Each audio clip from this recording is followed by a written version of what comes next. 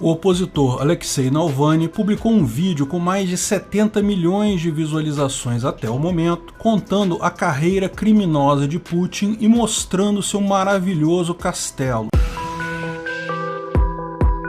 Sua visão libertária é sua fonte de informações descentralizadas e distribuídas. Vocês certamente estão vendo os enormes protestos na Rússia em inúmeras cidades. Manifestantes foram às ruas pedindo a cabeça de Vladimir Putin, o, até pouco tempo atrás, líder inconteste da Rússia. Lembra, recentemente, em 2018, ele ganhou novamente as eleições russas, novamente com uma enorme suspeita de fraude, mas ganhou. Pior, em 2019 ele conseguiu passar uma mudança na legislação que permite ele ser candidato indefinidamente, praticamente não sai mais do poder. Os maiores protestos na Rússia são em Moscou, na capital, onde os manifestantes estão protestando há bastante tempo. Mais de 2.000 pessoas já foram presas, mas os protestos continuam e não dão a impressão que vão diminuir tão cedo. Mas não foi só em Moscou. Várias cidades na Rússia estão tendo protestos com repressão igualmente feroz da polícia. Veja essa imagem dos protestos em Yakutsk, onde hoje fez menos 51 graus centígrados. Esses protestos foram convocados após a prisão de Alexei Navalny, um declarado opositor do governo russo de Vladimir Putin. O governo russo decretou tais manifestações como ilegais, lógico, alegando aglomeração e pandemia. Porém, estão acontecendo da mesma forma as manifestações. Para quem não sabe, Alexei Navalny é o maior opositor de Vladimir Putin e sofreu envenenamento há coisa de um ano atrás na Rússia. Ele refugiou-se então na Alemanha temendo por sua vida, mas aproveitou a temporada na Alemanha para fazer uma longa pesquisa sobre a vida do Putin. No dia 17, ele retornou à Rússia e foi preso em seguida. Retornou falando: "Voltei para deixar claro que estou colocando esse vídeo público sabendo que minha vida corre risco. Não quero lançar esse vídeo contando a vida de Putin escondido na Alemanha. Quero fazer isso aqui na Rússia."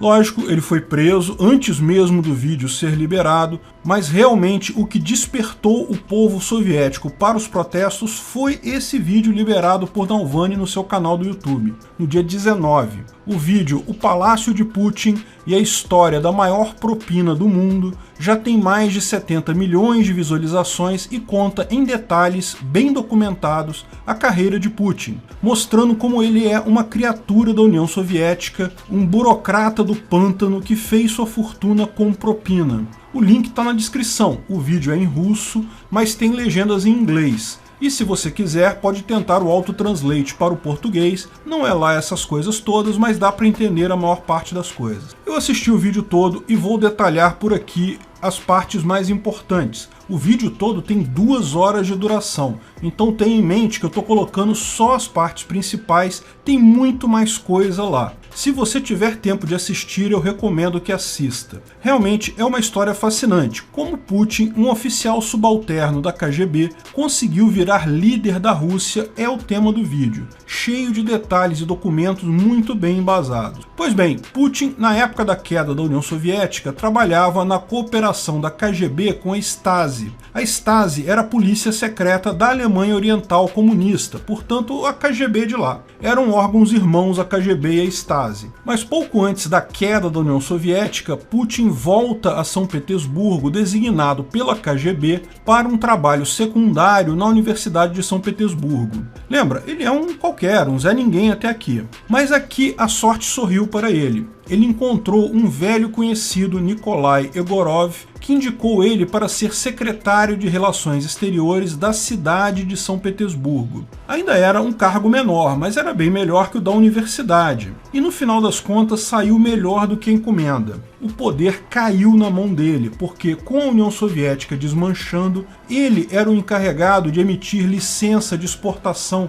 de qualquer produto que passava pelo porto de São Petersburgo. E o porto de São Petersburgo é o principal porto russo. Qualquer pessoa que quisesse comprar alguma coisa da Rússia passava por ele. Rapidamente, com a deterioração das cadeias de comando do país, surgiram várias máfias e organizações criminosas para exportar riquezas. Muitas delas comandadas por funcionários públicos inclusive, mas elas precisavam de algum tipo de autorização para vender para outros países, afinal aquela carga tinha que entrar no outro país, era preciso ter ali uma licença de exportação qualquer. E o Putin era o dono do carimbo. Ele rapidamente se embrenhou em todas as máfias e organizações criminosas da região, particularmente com Ilya Traber, um notório mafioso russo conhecido como Antiquário. Imagina quanto dinheiro Putin conseguiu dando autorização para todos esses criminosos no momento em que o Estado colapsava. Era tanto dinheiro que o próprio Putin começou a compartilhar com seus amigos. Existem hoje vários bilionários russos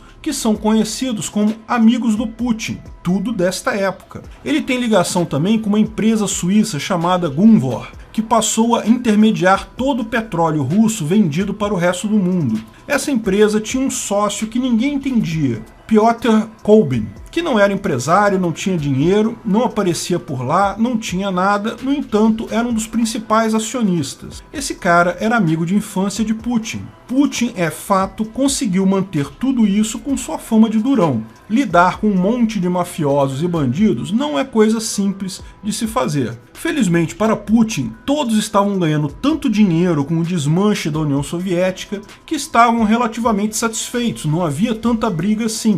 Mas aí foi nesse ponto que Putin teve outro golpe de sorte. O Rossiya Bank era um banco de propriedade do Partido Comunista Russo de São Petersburgo. Era um banco pequeno, só que o Partido Comunista deixou de existir. O banco, que tinha sede lá em São Petersburgo, com o vazio de poder, o prefeito de São Petersburgo, que era o representante ainda do Partido Comunista, deixou Putin com a tarefa de reorganizar o banco. E Putin reorganizou direitinho. Hoje o banco é enorme, um conglomerado financeiro gigantesco na região, e os amigos do Putin se tornaram os principais acionistas do banco. Agora Putin tinha um banco para facilitar a propina. Você tem ideia de quanto isso ajuda? É um banco oficial, com registro e tudo mais. Pois é, o banco virou um enorme conglomerado de mafiosos movimentando dinheiro de propina obtida de venda de coisas da Rússia. O conselho do banco é uma reunião de amigos do Putin, só os milionários que já faziam toda a parte mafiosa da propina em São Petersburgo. E pior, hoje as mesmas pessoas estão em postos chaves do governo russo, são ministros, importantes secretários. O que aconteceu na Rússia foi que o Estado desmoronou e a rede de propina do Putin tomou seu lugar. Quando Boris Yeltsin se tornou o primeiro presidente russo eleito pelo povo, precisava se cercar das pessoas mais poderosas da Rússia para conseguir controlar o país. Dentre os vários figurões mafiosos, Putin já tinha lugar de destaque no governo Yeltsin. Veja, não foi só Putin que teve a ideia de enriquecer com burocracia e propina, mas ele era o mais durão de todos. Uma vez no governo Yeltsin, dinamitou o governo por dentro e acabou assumindo a Rússia. Olha que coisa, muito parecido com o desmonte do Estado brasileiro na gestão do PT. O PSDB foi dando espaço para a esquerda até que o PT tomou o poder e transformou o país num grande sindicato mafioso. Só tinha sindicalista mafioso em todos os cargos no Brasil e a verdade é que muitos ainda estão por lá. Mas aqui no Brasil, pelo menos, a quadrilha mafiosa da esquerda perdeu um pouquinho de poder. Lá não. O vídeo apresenta muito mais que isso e em muito mais detalhes. Mostra como Putin, embora seja um crítico da destruição da União Soviética, sempre culpando Gorbachev e Yeltsin pela destruição do país, na verdade fez a sua vida com essa destruição. Ele é uma criatura do pântano que virou presidente à base de propina. Na metade do vídeo ele passa a mostrar o castelo de Putin, a residência dele com luxos incríveis, quartos só para trem modelismo, adega caríssima, vinhedos plantados na região. O vídeo foi feito dentro do palácio pelo ativista Dmitry Shevchenko. Não se sabe como ele conseguiu as imagens, mas são várias imagens de várias salas, vários quartos, áreas íntimas do palácio. E no final, ainda tem tempo de colocar os inúmeros casos extraconjugais e até suspeita de bigamia de Putin, novamente com vários documentos. Um vídeo bombástico sobre uma figura que já vinha sofrendo enorme pressão da população. Veja, foi um jornal que preparou isso? Passou na televisão? Não. Foi um vídeo certamente bem feito, tá? Foi uma equipe boa que fez, é coisa de profissional, mas colocado no YouTube, um lugar que Putin não tem como censurar. jamais passaria numa televisão russa, porque certamente seria censurado. Isso é só mais uma indicação de como a informação descentralizada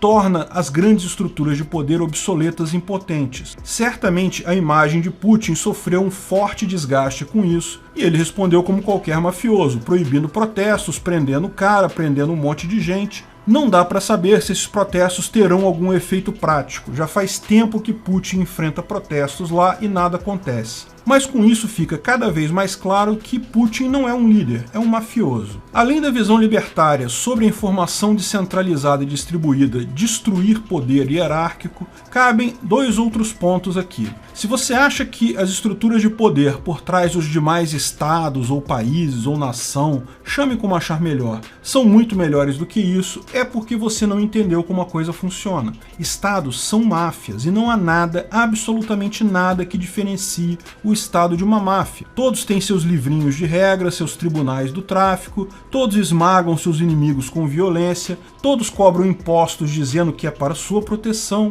Ok, podem haver algumas máfias menos violentas, outras mais violentas, mas a distinção é quantitativa, não qualitativa. Também cabe lembrar que, poxa, a gente prega o final do Estado e olha o que acontece quando o Estado cai, surge uma rede de mafiosos em seu lugar, mas é exatamente esse o nosso ponto do porquê não se pode derrubar um Estado pela força. Não adianta, o Estado tem que cair pela economia, porque quando for economicamente inviável você ter uma estrutura de poder hierárquico, não importa se é o presidente ou se é o mafioso da esquina, nenhum deles vai conseguir controlar a vida das pessoas, porque a informação descentralizada e distribuída garante isso. No final das contas, é a economia a única coisa capaz de realmente derrubar um Estado. Meramente você tirar um Estado na força, tudo o que acontece é gerar um vazio de poder que entra outro Estado no lugar, que foi o que aconteceu com a Rússia. Com a economia descentralizada e distribuída, você consegue tornar o Estado totalmente inviável. Não dá para entrar outro no lugar porque ele seria igualmente inviável. Finalmente, cabe ressaltar que, no início, sim, Putin era marxista-leninista. Como todo comunista, no final das contas, seu objetivo sempre foi o poder pessoal, riqueza para si.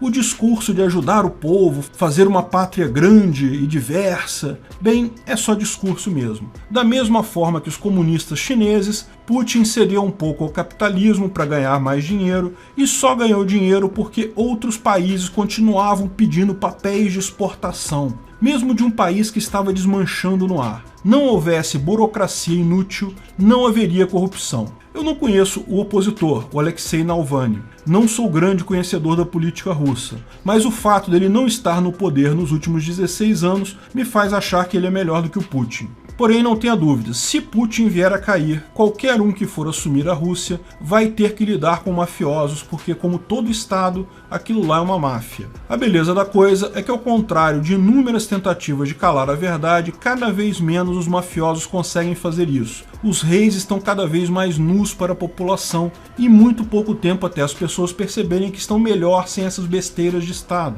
Mesmo que entre outros parasitas lá no lugar dele, é só uma questão de tempo até a informação descentralizada e distribuída tornar o Estado totalmente inviável. Obrigado por sua audiência. Esse vídeo foi sugerido por Ancap Londrina e várias outras pessoas, escrito e narrado por Peter Turgoniev. Esse vídeo foi um oferecimento de armataweb.com, cloud e serviços de data center, 100% de compromisso com a satisfação e privacidade dos clientes. Aceitamos Bitcoin. Veja o link na descrição do vídeo. Se você gostou desse vídeo, clique no like e compartilhe ele em suas redes sociais. Se inscreva no canal para nos ajudar, clicando no botão vermelho abaixo. Se quiser ser avisado de novos vídeos, clique no sininho ao lado. Saiba mais sobre o nosso projeto no site visãolibertaria.com. Lá você pode sugerir novos artigos, escrever artigos, patrocinar e muito mais. Confira visãolibertaria.com. Até a próxima!